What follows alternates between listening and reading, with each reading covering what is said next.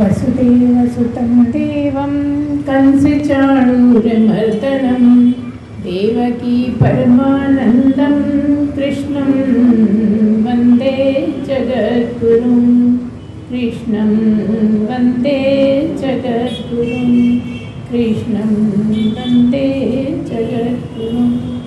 सच्चिदानंद भगवान की जय, सद्गुरुदेव भगवान की जय।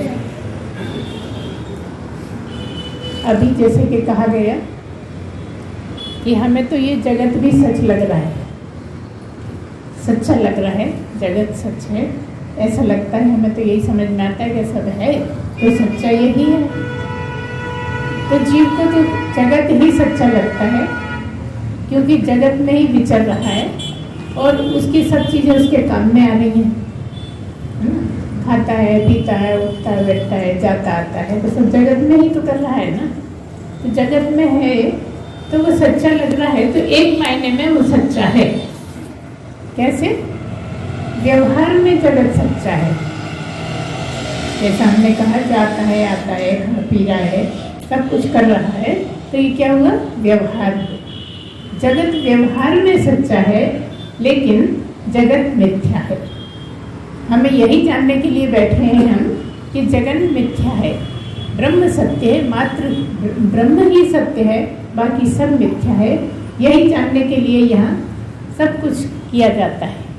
वैराग्य, मोह छोड़ना, और जितने भी चर्चा करते रहते हैं सभी लोग, मोह आदि छोड़ने के लिए क्यों कहते हैं? ताकि आप ये समझो कि जगत मिथ्या है।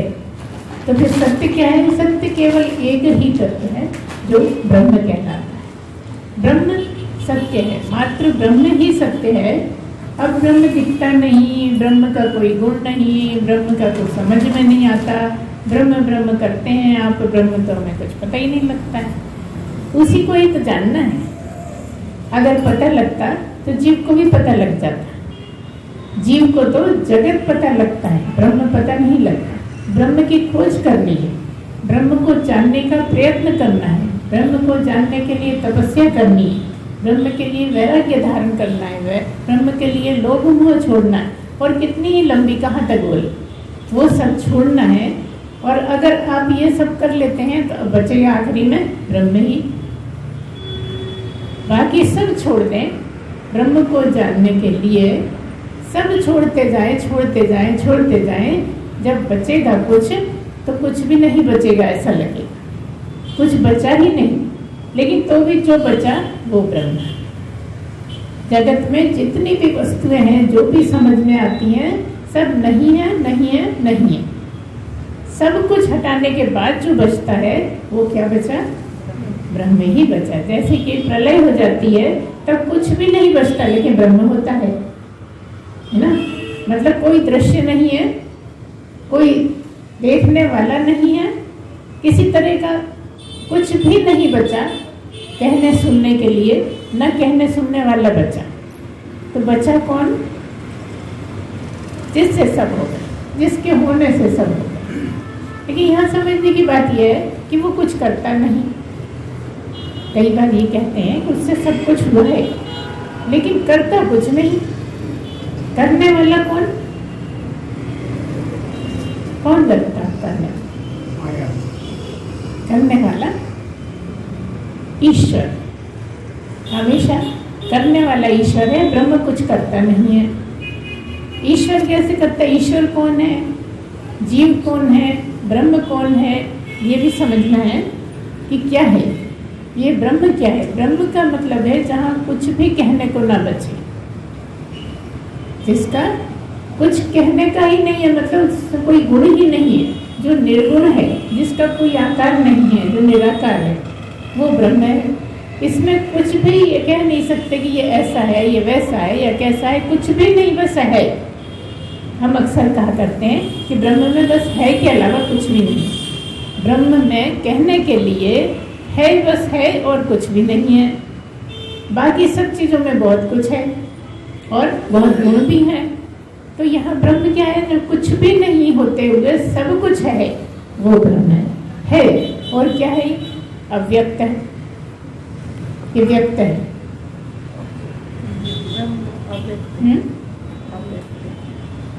व्यक्त तो हो रहा है वो होके दिख रहा है। जहाँ नहीं व्यक्त हो रहा वहाँ भी है, इसलिए अव्यक्त है। व्यक्त किसी के सहारे होता है और वैसे अव्यक्त है जो समझ में नहीं आ रहा। व्यक्ति चाहिए उसको व्यक्त होने के लिए, जब व्यक्त होता है तो व्यक्ति बन जाता है ना। व्यक्ति का शब्द ही इसीलिए बना है कि वो व्यक्त हो रहा है। कौन व्यक्त हो रहा है? व्यक्ति से ब्रह्म व्यक्त हो रहा है। आप कहोगे व्यक्ति व्यक्त हो रहा है, ऐसा नहीं, ब्रह्म व्यक्ति के सहारे व्यक्त हो रहा है। मतलब ब्रह्म को भी प्रकट होने के लिए, समझने के लिए कि है कुछ चाहिए, और जो कुछ भी है वो सब ब्रह्म है। जो भी कुछ है, कहीं का भी कुछ भी सोच लीजिए, जो भी है वो ब्रह्म ही है। और इसलिए कह देते हैं जो नहीं है वो भी ब्रह्म ही है, क्योंकि जहाँ कुछ भी नहीं है वो भी ब्रह्म है। तो क्या मतलब है कि ब्रह्म में माया भी नहीं है। माया कहाँ है?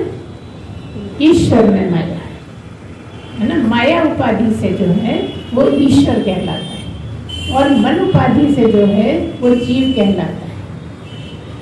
ब्रह्म में माया भी नहीं, ब्रह्म में मन भी नहीं, बुद्धि भी नहीं, चित्त भी नहीं और अहंकार भी नहीं। ब्रह्म में न मन, बुद्धि, चित्त, अहंकार कुछ भी नहीं, और माया भी नहीं। माया है, माया उपाधि से ईश्वर है, और मन उपाधि है तो जीव है। मन, बुद्धि, चित्त, अहंकार है ना मन जीव के पास। बस जीव की यही विशेषता कि उसके पास मन, बुद्धि, चित्त, अहंकार है, तो वो जीव है। अब जैसे हम ढूंढते हैं, मालूम करना चाहते हैं, जानना चाहते हैं ब्रह्म को, और गुरु कहता है कि वो अव्यक्त है। तो अव्यक्त को कैसे जाने हम? ये समस्या बनी रहती है। और ईश्वर क्या है? ईश्वर का मतलब ये है कि जो है तो माया के कारण है, दिखता है और नहीं भी दिखता है। लेकिन जैसे कि ईश्वर है तो उसका जो कार्य है, कार्य उपाधि से भी जीव है। ईश्वर का कार्य उपाधि से जीव है, और जीव है उसका कारण उपाधि से ईश्वर है। जबकि ब्रह्म न जीव न ईश्वर, केवल ब्रह्म। और बात क्या है? ब्रह्म सत्यम जगन मिथ्या। ब्रह्म सत्यम जगन मिथ्या, इतने विरोधी बातें हैं कि तुरंत के तुरंत ही दूसरी बात आ जाती है। और इसीलिए समझना मुश्किल है। समझना मुश्किल है इसलिए होता है कि अभी कह दिया कि वो नहीं है, व्यक्त होता है, कभी कह देते हैं व्यक्त होता है। अव्यक्त किसी के सहारे होता है। अव्यक्त को व्यक्त होने के लिए कुछ चाहिए, है ना। और बिना सहारे के वो अव्यक्त ही है। और क्या है? वो सारे में है, व्यापक है। ब्रह्म का क्या है? व्यापक है, मतलब पूरे में है। जहाँ जहाँ भी आपकी समझ जाए न जाए वहाँ तक भी ब्रह्म है। और क्या है? एक ही है। और जीव क्या है? जीव अनेक है। जीव अनेक है, बस जीव की विशेषता इतनी ही है कि अंतःकरण है। जीव में अंतःकरण है। अब यहाँ पे दोनों का देखो तो जीव जो है वो व्यापक नहीं है, जीव एक जगह, और ब्रह्म व्यापक है। अब जैसे हम ब्रह्म होना चाहते हैं, या कोई ब्रह्म है, गुरु हमारा ब्रह्म है, तो हम क्या सोचते हैं कि वो सब जगह ही जानता होगा। ऐसा लगता है ना, सब जगह जानता। तो वो कौन सा भाग है जो सब जगह होता है? वो ब्रह्म है। और ब्रह्म में जानना है नहीं, इसलिए ब्रह्म कुछ जानता नहीं, मतलब गुरु सदगुरु भी कुछ जानता नहीं। समझ रहे हो कि नहीं? अभी कहा कि नहीं जानता, सब कुछ जानता और नहीं जानता, जो बात है ना, ये किस तरह से जानने वाला? जानने वाला ईश्वर। ब्रह्म भी ब्रह्म है, ईश्वर भी ब्रह्म है, जीव भी ब्रह्म है। लेकिन तीनों में अंतर क्या है कि ईश्वर माया उपाधि से और सारे में सब कुछ जानने वाला है। और जीव जो है वो मन उपाधि से है और थोड़ा जानने वाला है, इसलिए इसको कह देते हैं अल्पज्ञ। अल्पज्ञ मतलब थोड़ा सा जानने वाला।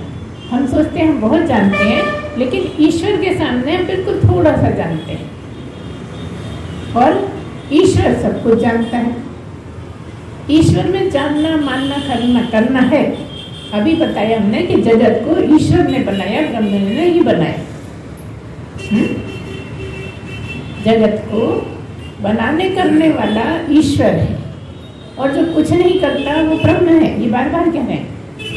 लेकिन अंतर क्या है? अंतर ये है कि जीव अल्पज्ञ है, थोड़ी जगह का जानता है। कहाँ का जानता है? जहाँ तक उसकी मन बुद्धि जाती है, इंद्रियां समझ में आती हैं, इंद्रियों से देखता सुनता है और मन बुद्धि से सोचता समझता है। तो अल्पज्ञ इसलिए है कि वो थोड़े दायरे में जानता है, तो जहाँ होता है वहीं का जानता है। और ईश्वर जो है वो सब जगह का जानता है, वो सर्वज्ञ है। हर जगह का जानने वाला कौन? ईश्वर। जो सर्वज्ञ है वो ईश्वर है, जो अल्पज्ञ है वो जीव है। लेकिन ब्रह्म में अज्ञ है, कुछ भी नहीं है। ज्ञ है ना अज्ञ है, न जानने वाला न नहीं जानने वाला। वो कौन है? वो ब्रह्म है। तो जब ब्रह्म दृश्य इंद्रियों के सहारे से दृश्य देखता है, जब ब्रह्म के सामने दृश्य होता है, दृश्य खाली इसी से नहीं है, इससे भी, इसे भी, इसे भी, सारे दृश्य। कहते हैं ना कि खा के देखो, सुन के देखो, सुन के देखो, है ना। देखो क्यों लगा? मतलब दृश्य है, कुछ दृश्य है, कहीं कुछ समझ में आता है। तो जो दृश्य है वो कहाँ है? वो जीव के साथ और ईश्वर के साथ और ब्रह्म के साथ नहीं, क्योंकि ब्रह्म देखता सुनता नहीं। तो ब्रह्म जब देखता सुनता है तो क्या होता है? दृष्टा। ध्यान से सुनिए, आप क्या बोलते, उसी से आप समझोगे सारी बात कि जब ब्रह्म इंद्रियों के साथ होता है तो दृष्टा, और जब ब्रह्म बस होता है, लेकिन कहाँ, किस तरह से? गवाह के रूप में। जब ब्रह्म गवाह के रूप में होता है तो साक्षी, आपके साक्षी आप ही हैं। आपकी नींद का साक्षी कौन? स्वयं आप, है ना। आपने ही जाना ना कि अच्छे से सोए। पड़ोस में जो सो रहा था उसको नहीं पता कि आप अच्छे से सोए कि कम सोए कि ज़्यादा सोए कि सपने वाली नींद सोए, कुछ नहीं पता। तो आपके दृष्टा आप ही, मतलब जो ब्रह्म अंश है, जो ब्रह्म है, अंश तो कह नहीं सकते क्योंकि ब्रह्म तो सभी जगह सब में। इसलिए ब्रह्म में देखना सुनना नहीं होते हुए भी इंद्रियों के सहारे से दृष्टा है। और जो ब्रह्म है, हमने अभी बताया आपको कि वो ना जानता है न नहीं जानता है, बस है। ब्रह्म में इतना ही है कि वो है। और जीव में क्या है? जीव में सब कुछ है, जानना, सुनना, बोलना, स्पर्श करना, सूंघना, पांचों इंद्रियों का काम है। और इसी तरह कर्मेंद्रियां, क्योंकि कर्मेंद्रियां हैं तो वो भी काम करती हैं। लेकिन ब्रह्म में क्योंकि इंद्रियां नहीं है, अंतःकरण नहीं है, इसलिए वो नहीं, कुछ भी नहीं। और कहो तो सारे अंतःकरण उसी के। अब कितनी विपरीत बात है ना। अभी कभी कह रहे हैं कुछ भी नहीं और सारे अंतःकरण उसी के, उसमें होंगे तभी तो आप बहस कर सकते हो कि भाई ये सब अंतःकरण आए कहाँ से।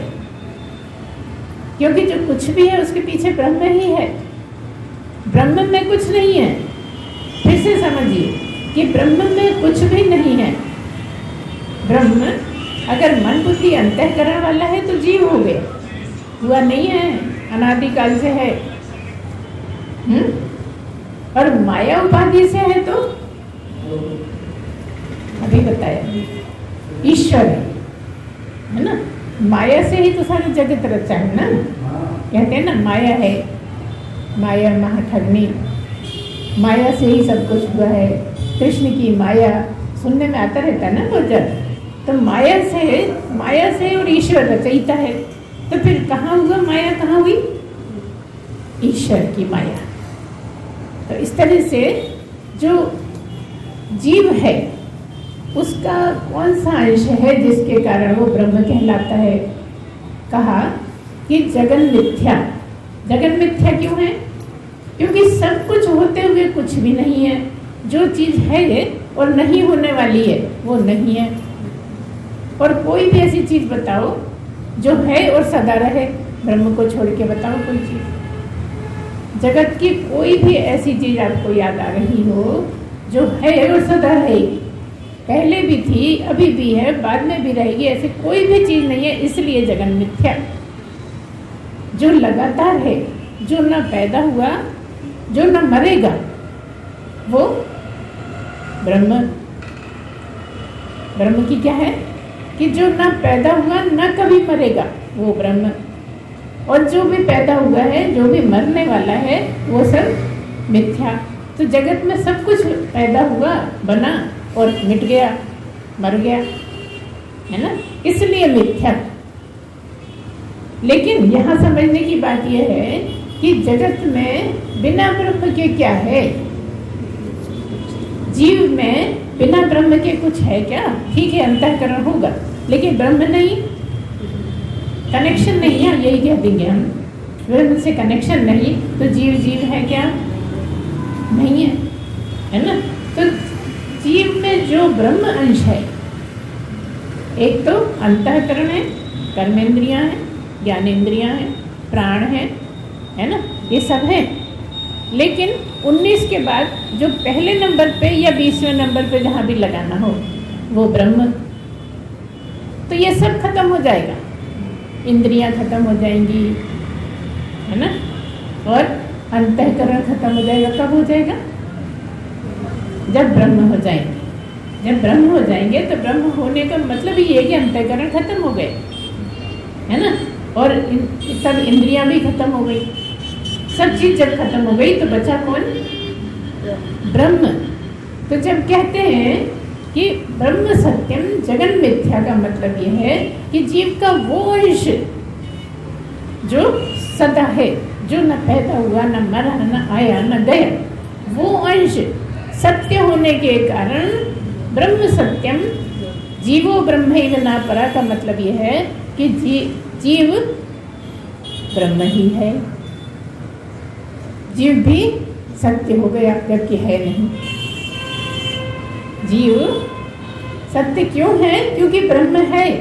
अब ब्रह्म के बिना जीव नहीं है, ब्रह्म के बिना जीव नहीं है, इसलिए कह दिया कि जीवो ब्रह्मैव न परा। सब कुछ खत्म हो जाएगा लेकिन ब्रह्म तो रहेगा ही।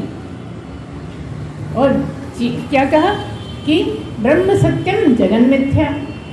तो बाकी सब बार बार कहेंगे कि मिथ्या ही है, क्योंकि जो भी है सब खत्म होने वाला है। जहाँ तक भी आपकी दृष्टि जाती है, जहाँ तक आपकी समझ जाती है, जो भी आप सोच पाते हैं, जो भी आप कर पाते हैं, जो भी आप सुनते हैं, चखते हैं, सूंघते हैं, सब जो करते हैं वो सब क्षणिक होता है, थोड़ी देर के लिए है और ख़त्म।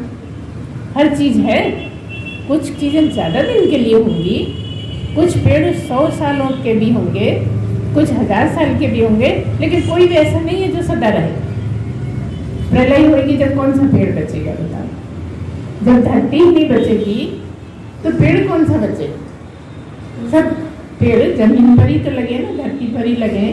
जब धरती ही खत्म हो जाएगी तो वो भी खत्म हो जाएगी। तो कोई भी चीज़ जब हमेशा खत्म होने वाली ही है तो ब्रह्म के अलावा और कुछ भी ब्रह्म नहीं। एक तरफ हमने कह दिया कि सब कुछ ब्रह्म है, और एक तरफ हमने कह दिया कि ब्रह्म के अलावा और कुछ भी नहीं है। और जो कुछ भी नहीं है बस वही मिथ्या है। जो है तो मगर सदा नहीं रहने वाला वो मिथ्या है। जो सदा रहेगा वो एक ही है, वो ब्रह्म है। इसलिए सत्य जो सदा रहता है वो सत्य, और असत्य तो बदलता रहता है ना। असत्य का तो कोई ठिकाना ही नहीं है, कभी कुछ बोल दिया, फंस रहे हैं तो कुछ और बोल दिया, कभी कुछ और बोल दिया। तो जो वो तत्व जो सत्य है, जो सत्य है वो तत्व कौन सा है? ब्रह्म। ब्रह्म कभी खत्म नहीं होता, ब्रह्म कभी मरता नहीं, ब्रह्म कभी पैदा नहीं होता, ब्रह्म में कोई गुण नहीं है, ब्रह्म में कोई आकार नहीं है, ब्रह्म का कोई आकार नहीं है, है ना। लेकिन ब्रह्म है सब जगह, ठीक है। अब चेतन की बात देखिए आप, ये इतने चेतन है ना, यहाँ सब चेतन है ना।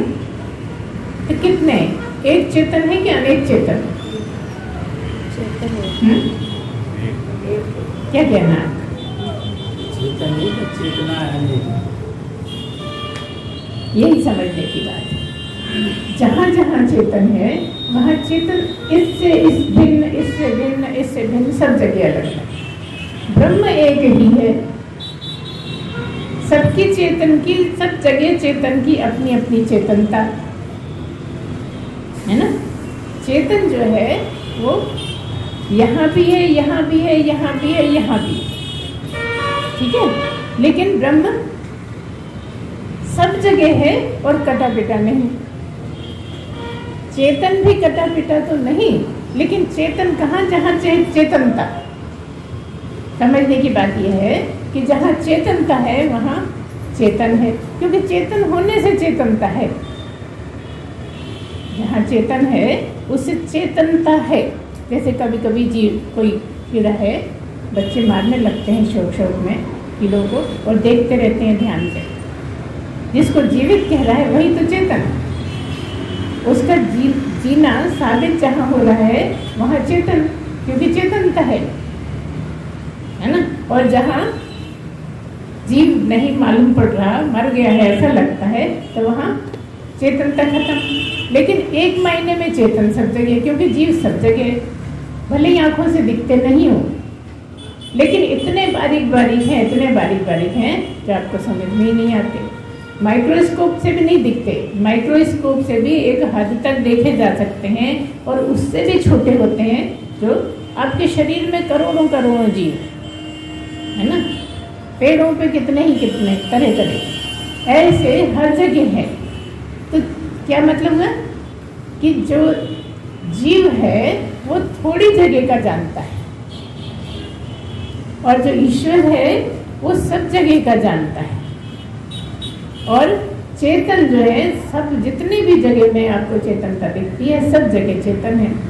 लेकिन इसका जो ब्रह्म का है वो केंद्र नहीं है, ये भी समझिए, क्योंकि ब्रह्म व्यापक है। कठिन है, ब्रह्म सब जगह होने के कारण उसको क्या बोलते हैं? व्यापक बोलते हैं, है ना।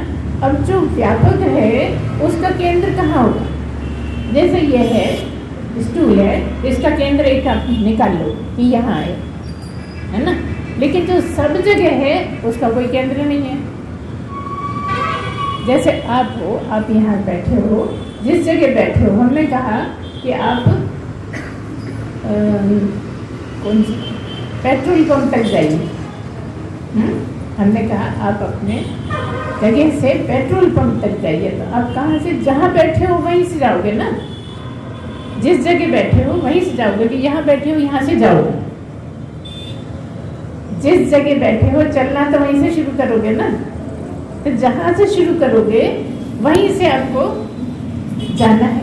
तो आपका कहीं ना कहीं केंद्र है, आप कहीं ना कहीं हैं, निश्चित रूप से उपस्थित हैं। लेकिन जगत ब्रह्मांड का कोई केंद्र नहीं। ब्रह्मांड कहते ही उसको है जिसका कोई केंद्र नहीं, क्योंकि इसका कोई आर पार नहीं, इसका कोई पार पा ही नहीं सका। जैसे ब्रह्म का पार नहीं पा सके, ऐसे ब्रह्मांड का भी पार नहीं पा सके। ठीक है ना। समझ में नहीं आता कि कहाँ तक होगा, क्या होगा, कितनी पृथ्वी होंगी, कितने सूरज होंगे। सूरज की भी बात करो तो सूरज का भी केंद्र है। एक आग का बड़ा सा गोला है, और उसका कहीं ना कहीं, जैसे गोला रहता है ना, उसका केंद्र होता है। आप लोगों ने देखा होगा, प्रकार से बच्चे गोला बनाते हैं, है ना। जब प्रकार से गोला बनाते हैं तो जिस जगह प्रकार रखते हैं वो केंद्र होता है, और फिर पेंसिल से गोला बना देते हैं। तो हर चीज़ का केंद्र तो है, लेकिन ब्रह्म का कोई केंद्र नहीं, क्योंकि सारे में है, वो पूरे में है। पूरा कितना है इसको आप हम भी नहीं जानते कि कहाँ कहाँ तक है।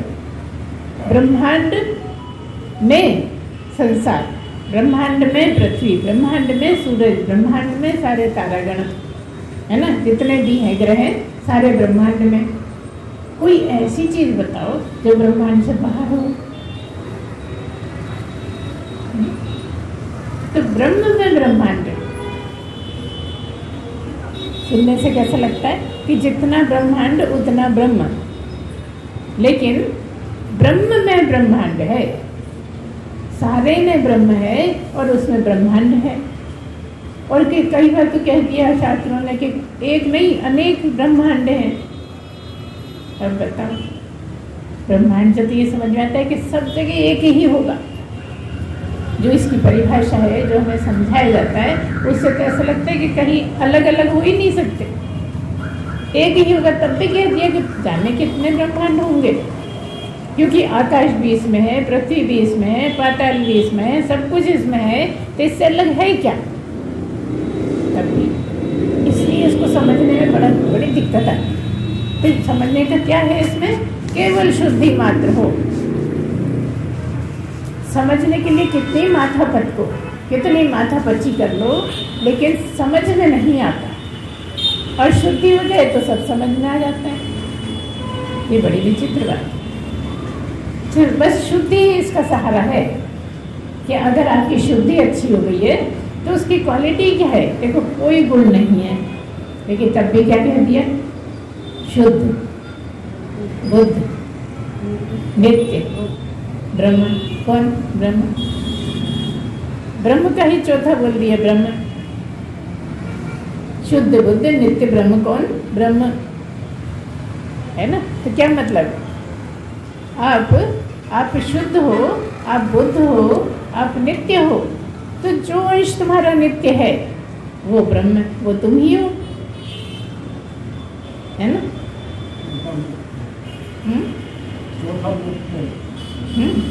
मुक्त है, मुक्त पहले से ही हो। मुक्त होने की प्रॉब्लम नहीं है, ऐसा नहीं है कि आपको मुक्त होना है। शुद्ध, बुद्ध, नित्य, मुक्त ब्रह्म का है। नित्य ब्रह्म मुक्त है, ब्रह्म क्या है? नित्य मुक्त है, सदा ही मुक्त है। तो फिर हम क्यों लगे हुए हैं इतना? मुक्त होने के लिए क्यों लगे हुए हैं? जब मुक्त ही हैं तो मुक्त होने क्यों लगे हुए हैं? इसीलिए जब मुक्त हो जाते हैं तो ऐसा नहीं लगता कि हम पहले नहीं थे। जब तक नहीं होते तब तक तो हमें लगता है कि नहीं, मुक्त होना है, मुक्त होना है, मुक्त होना है। लेकिन जब मुक्त हो जाते हैं तो ना बंधन है, ना मुक्ति है, ना चाह है ना? तो जब अचाह हो जाओ, जब सब जितने भी गुण हैं छोड़ दो, क्योंकि उसमें निर्गुण है, वो उसमें गुण ही नहीं होते। अभी तो आप में बहुत सारे गुण हैं, अब कहोगे गुण नहीं होंगे तो जिएंगे कैसे? इसको जीने दो।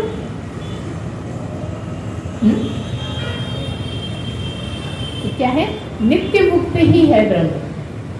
गलती से हम बोल रहे थे, दिमाग में ब्रह्म ही सोच रहे, मैं बोल दिया था गलती से ब्रह्म करके।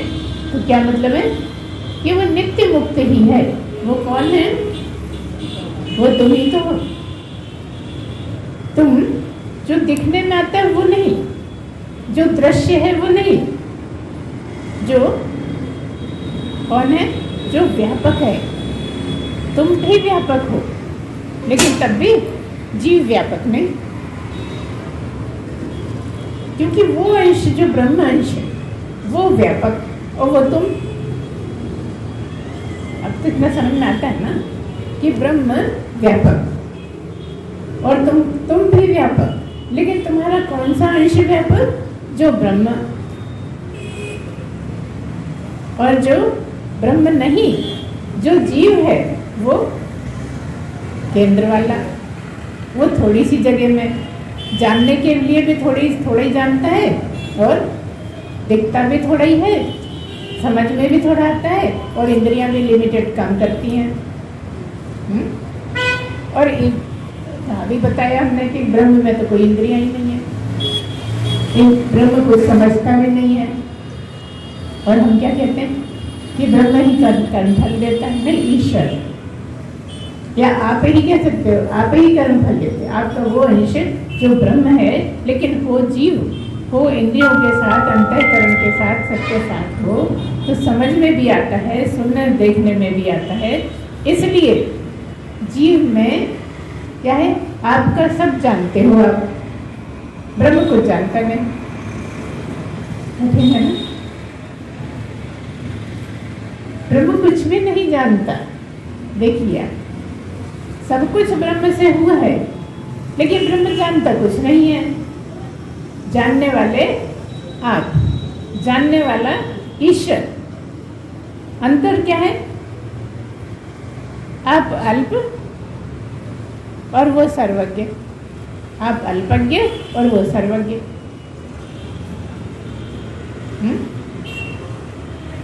कुछ गलत लग रहा तो बोलो।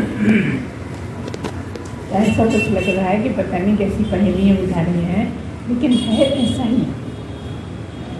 ये ब्रह्म है ना, ये बड़ा मुश्किल से समझ में आता है।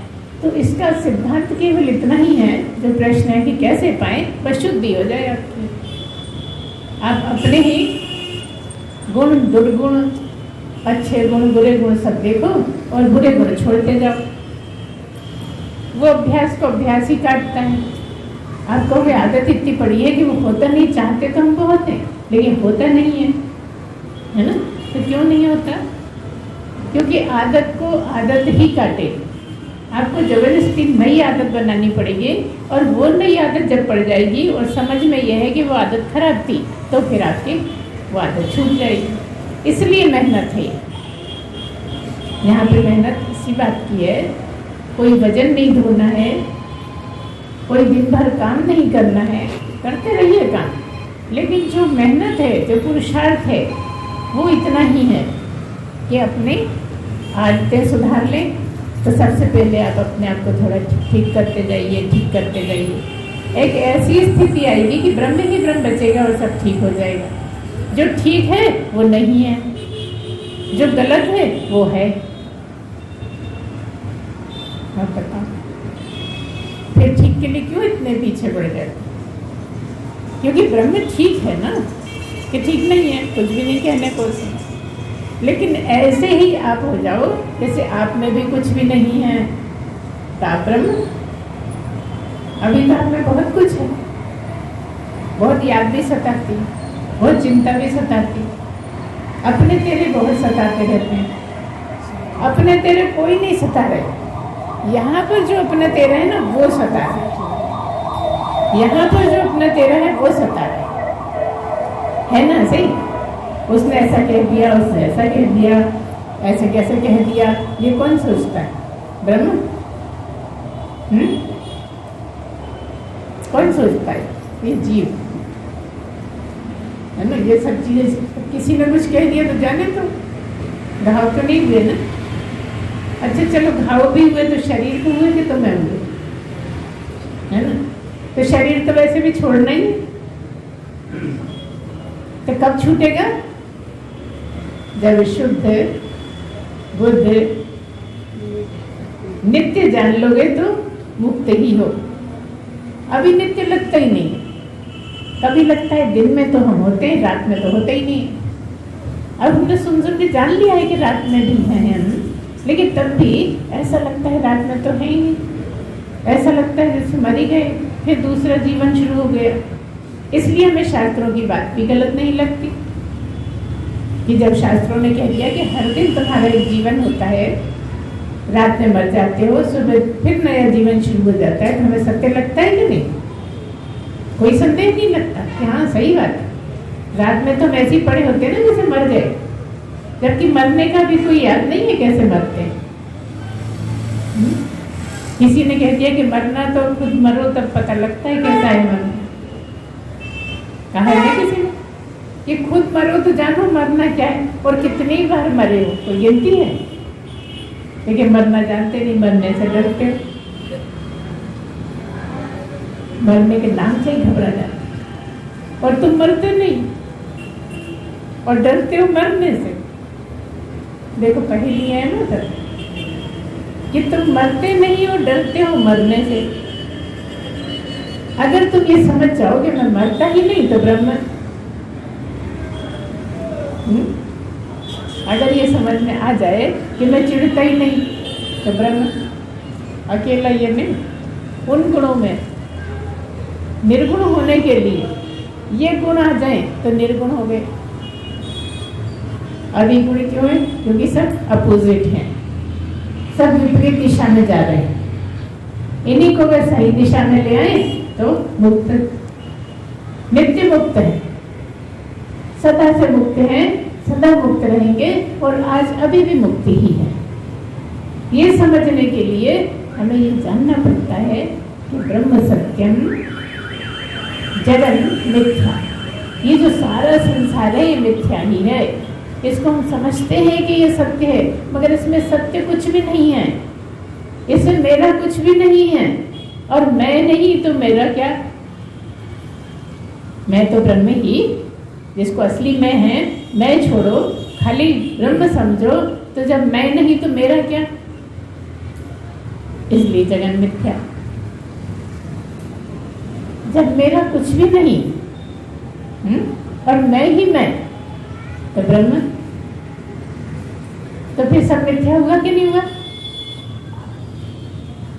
बताओ, सब मिथ्या हुआ कि नहीं? जब कुछ है ही नहीं, ब्रह्म के अलावा कुछ है ही नहीं, और ब्रह्म हो तुम, ब्रह्म हो तुम, ब्रह्म के अलावा कुछ नहीं, तो फिर जगन मिथ्या हुआ कि नहीं हुआ? बस ये चीजें गहरे में बिठा ली है और क्या करना है कि मेरे अलावा कुछ भी नहीं। इसलिए कह दिया शिवोहम सोहम, है ना? अरे आत्मा ब्रह्म, क्या कह दिया? ये जो आत्मा है ना यही ब्रह्म है। ये आत्मा जब तुम समझ जाओ तो वही ब्रह्म है। ब्रह्म को समझ जाओ तो आत्मा है, एक ही बात है। ये जो ब्रह्म है यही आत्मा है, यही सच्चिदानंद है। जानने के लिए, और जानना है इसी को कि वो कौन है, वो क्या है, वो मैं ही तो हूँ, वो तू ही तो है ना? अच्छा, जब तू है तो फिर जब तू है ब्रह्म तो वह भी ब्रह्म और मैं भी ब्रह्म। क्योंकि ब्रह्म एक ही है। तो जब मैं ब्रह्म तो तू भी ब्रह्म, वह भी ब्रह्म। और जब तू ब्रह्म, ध्यान दीजिए, जब तू ब्रह्म तो मैं भी ब्रह्म, वह भी ब्रह्म, सब ब्रह्म ही ब्रह्म। इसलिए क्या कह दिया? ब्रह्म सत्यम जगन मिथ्या। और जो भी है सब ब्रह्म ही है। ब्रह्मैव इदं सर्वम। जब ब्रह्म हो गए तो सब ही ब्रह्म दिखने लगा। ये जितना भी दिखता है सब ब्रह्म ही है। ब्रह्मैव इदं सर्वम का मतलब है कि सब ब्रह्म ही ब्रह्म। जो जो दिखने में आ रहा है, नहीं दिखने में आ रहा है, सब ब्रह्म ही। आत्मैव इदं सर्वम, ब्रह्म कहो या आत्मा कहो, बात एक ही है। उसी को दो तरह से कह दिया कि सब आत्मा ही है। तुम कहते हो मेरी आत्मा, दूसरा कहता है मेरी आत्मा, तीसरा कहता है मेरी आत्मा। लेकिन सब एक ही आत्मा में पिरोए हुए। ये है अध्यात्म कि एक ही आत्मा में इतने सब लोग होते हुए तब भी ऐसा लगता है मेरी आत्मा, मेरी आत्मा, मेरी आत्मा। और कहने में क्या आता है कि मेरी आत्मा दुखी है। मन होता है दुखी, आत्मा कहाँ दुखी हो? आत्मा तो ना दुखी है ना सुखी है। क्योंकि उसमें जब भी आपको लगता है कि आत्मा दुखी है तो आपको ये याद रखना है कि आत्मा मतलब ब्रह्म, ब्रह्म मतलब निर्गुण। जब निर्गुण है तो दुखी सुखी कैसे होगी? तो दुखी सुखी होने वाला मन। तो जब भी दुखी होगा मन दुखी होगा। अंतःकरण के कारण सारी परेशानी। जीव अंतःकरण ही है, अंतःकरण है तो जीव है, अंतःकरण हटा तो ब्रह्म है।